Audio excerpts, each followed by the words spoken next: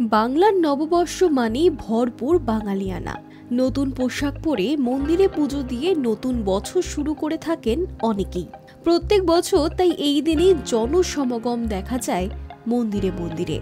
সঙ্গে পেট পুজো চলে আসছে বছরের পর বছর। তার সাথে মিষ্টি গজা, লাড্ডু, চিনির রসে ডোবানো খাজা, তিনকোনা নিমকি। হালখাতার বাক্স খুললেই মন খুশিতে ভরে ওঠে।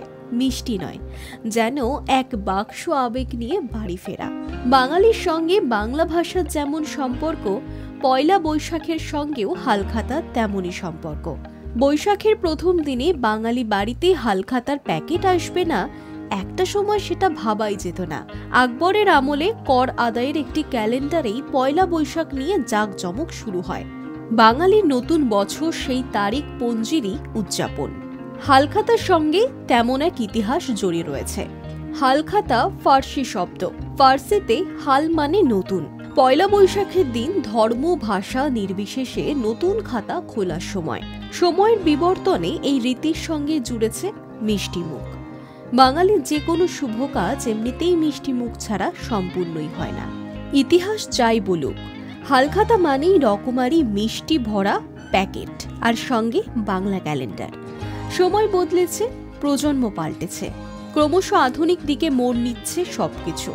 তাই বাঙালি বাড়ির দেওয়ালে এখন আর বাংলা ক্যালেন্ডার ঝুলতে দেখা যায় না। পয়লা বৈশাখের উদযাপন রমরমিয়ে চললেও এই দিনটির সঙ্গে যে সংস্কৃতি আর ঐতিহ্য জড়িয়ে আছে সেটাও অনেকটাই বিস্মৃত। তেমনভাবেই হালখাতার প্রথাও কি ধীরে ধীরে নতুন প্রজন্মের মন থেকে মুছে যাচ্ছে? হালখাতার গিয়েছে যে দিন, তা কি একেবারেই গিয়েছে? বর্তমান প্রজন্মের কাছে পুরনো দিনের পয়লা বৈশাখের সেই আমেজ আর নেই। সময়ের সঙ্গে সঙ্গে হারিয়ে যাচ্ছে বাংলার নতুন বছরে সেই আনন্দ। ব্যস্ত হয়ে পড়ছে সকলেই নিজেদের কাজে।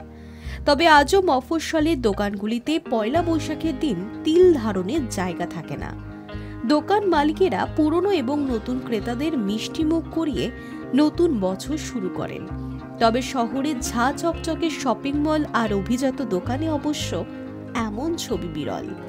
High news network.